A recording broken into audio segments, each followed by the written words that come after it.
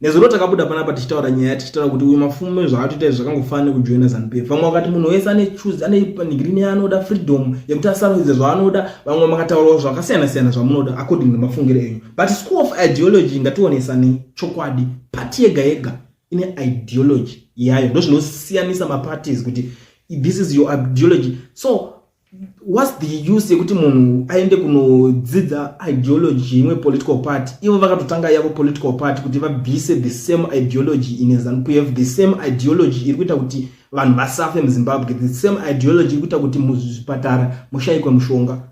Ndo ideology yacho vari kuti varoda kutara kutorwi, because it's all about their ideology. Kunzi guys, zvese zvamuri kuita mimi problem itoti vanhu vashaye mabasa ego zvinezvi zviri kubva pa-ideology iyo. Ndo pari kunzi mumwe munhu ari kuenda aenda kunodzidza zvinhu izvozvo, vamwe tanzi munhu wese ane right to choose. Fine, kana madaro muri kutomudiridzira kuti zvaakaita zviri right, but inini ndinangova tingovhurana pfungwa tichionesana. But chandoziva kuti munhu kana achinge afunga kuita izvozvo zvekuenda kuti achinotamba neimwe party, kana kuti munhu ane right to choose side raanoda, kana wakapinda uri pasi pe-umbrella yeimwe political party, unofanira kungorikolewa. After wapedza kurikolewa poitwa imwe by-election, modzokorodza monotangidza wakuzonyatsouya uri under party yaunoda. Ndo zvandozivawo zvangu inini. But I don't know kuti mimi pamwe makanyanya kudzidza stereki, pamwe kwamuri zvinoshanda zvichidaro, ini nangu maonero angu nemaziviro angu hazvishande zvichidaro. But anyway, nyaya yandiri kusangana nayo panapa nhasi yekwamafume iyo iri kutaura kunzi Harare Mayor Jacob Mafume attended Herbert Chitope School of Ideology is bootlicking ED to avoid arrest. The commission that was appointed by ED established serious corruption cases against him and the council. ZAC has already prepared dockets which await ED approval for council dissolvement. Murikuona pane nyaya yese manje.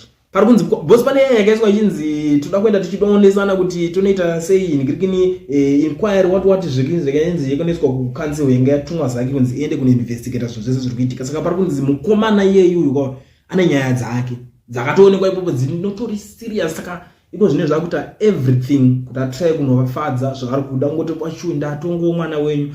Saka kunzi zvinhu zvacho zvakanzi zvokumirira approval yani yemunhu waari kufadza iye. Ndo pane nyaya imeme mese mukungoti munhu ane choice yake, but muri kuitwa mabalance. And this information pairi kubva ndapa ndipapo, inini handina secret, nditotoita zvinhu zvine mumbowo, ndo pairi kubuda pandakatoisa pascreen apa.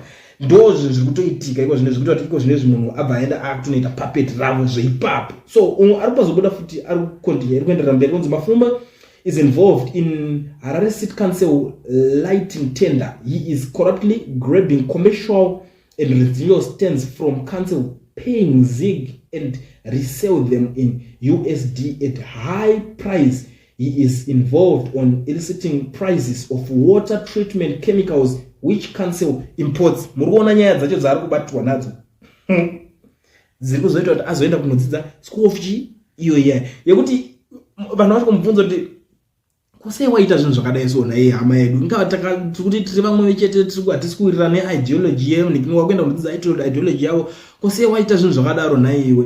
Arobva abuda achivabloka vese, bloka ningirikini mani ndango atenda but certificate rine logo yeZANU-PF pakona.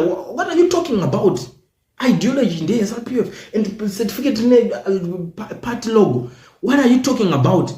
Ngomhanya ngobloka kuti meno ndezvenyu kureva kuti vanhu zvese zvamuchafunga nezvamuchada kuita ndezvekwenyani nazvo, ndo nyaya iri kuitika. So palast ndingine yacho kumeexpose iri kubuda iri kutaura nevakomana ve-Children of War Veterans Zimbabwean Association vari kuti the council ICT billing system is now ought to contain all council transactions. So Mafume is deliberately using this old system where they use estimations, giving them access to loot from the council funds. Saka panotori neuserious utoripo. Saka mukomana ari kutonzi iye pachake anotori ningirikini, anotori chamakuva angu chekuvhara chacho, anotori pati yevanhu vari kutorwa mari yenyika. Ndo nyaya iri kutaurika panapa muri yeZimbabwe. Saka ndosaka akaita zvinhu zvese, but vanhu vakawanda ndakaona machida kutry kuda kudaka unoona musaidhira. Handina kana basa nazvo, chero mungada kumusaidhira nyika ndenyu, inini rangu basa ndinenge ndatorwa ndatopedza, ndatongopfuura nepo, ndatongokuudzai vane nzeve dzekunzwa vanenge vatongonzwawo, vasingadiwo kunzwawo ndizvozvo. at the end of the day nyika ndeyedu tese, but umwe naumwe anofanira juti rake, ini rangu juti ndatorusakura pangu ndazunza. Kana uchangotanga kusvika panapa panonzi paKulian TV, gara wasubscribe or turn on the notification bell, but the most important thing, like this video kutira kuti vaboikani. But nhasi da kuti mundiudzewo kuti nyaya iyi so far neimwe information yabuda payave certificate ndakuratidzai zvarakaita muri kuionawo sei.